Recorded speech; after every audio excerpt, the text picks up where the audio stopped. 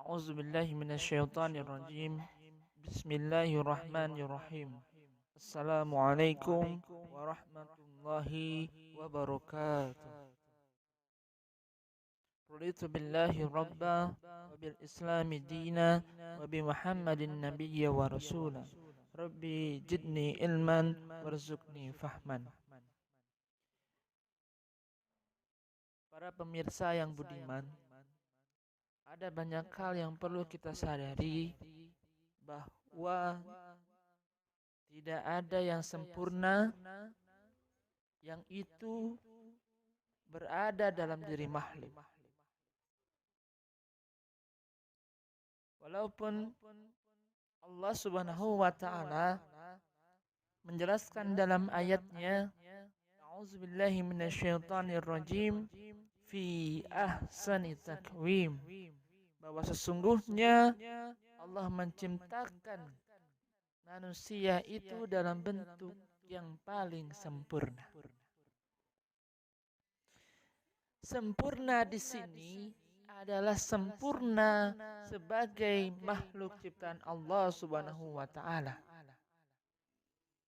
Tidak dalam kategori bahwa sempurna dalam hidup ini melebihi dari sempurnanya Allah Subhanahu wa taala. Kita dilahirkan, kemudian kita pun akan dipanggil oleh Allah Subhanahu wa taala. Kullun nafsin za'iqatul maut, bahwa setiap yang hidup akan mati. Pemirsa yang budiman, kita sore ini menyaksikan Upin dan Ipin. Upin dan Ipin ini adalah mengisahkan tentang anak kembar dari negeri jiran, Malaysia. Dalam film ini dikisahkan tentang bagaimana kebaikan-kebaikan yang bisa dilakukan oleh seorang anak. Bukankah kita merindukan anak yang solehah, anak yang soleh? Dalam Al-Quran dijelaskan bahwa anak itu adalah ujian. Anak itu adalah fitnah, di mana kita semua dianjurkan untuk mendidiknya.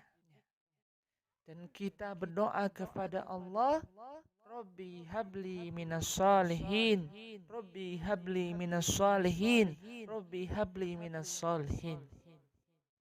Ya Rabb, jadikanlah anak kami soleh. Ada berbeda dalam bahasa Arab, as-salih sama as-salihun. As-salih adalah dia mampu mengabdikan diri sebagai hambanya, bertakwa kepada Allah, tapi hanya untuk dirinya sendiri. Dan itu bagus. Namun ada kemudian dalam bahasa Arab berubah, bermetamorfosa menjadi as-salihun. Apa as-salihun? As-salihun adalah selain dia soleh untuk dirinya sendiri, namun dia bisa mensolehkan orang lain. Pemirsa yang budiman, berbicara tentang anak yang soleh bukan hanya berbicara tentang bagaimana anak itu menghafal Al-Quran. Tentu tidak hanya itu.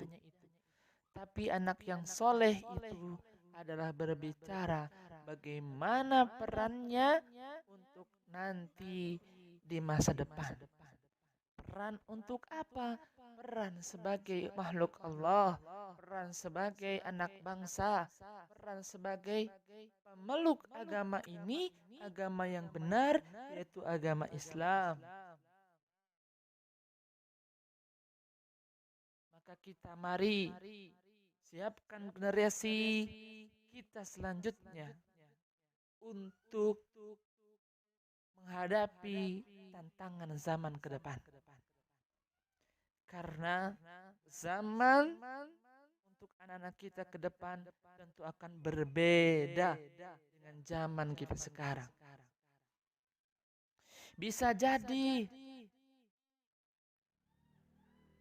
di zaman kita bahwa kebaikan itu masih banyak kita jumpai di mana-mana. Tapi zaman ke depan kita tidak tahu apakah anak kita masih bisa melihat kebaikan di mana-mana. Kita tidak akan pernah tahu. Maka kita siapkan zaman ke depan untuk anak kita supaya bisa menyelesaikan tantangan akhir zaman. Sudah dulu ya, karena anak saya menangis. Terima kasih. Assalamualaikum warahmatullahi wabarakatuh.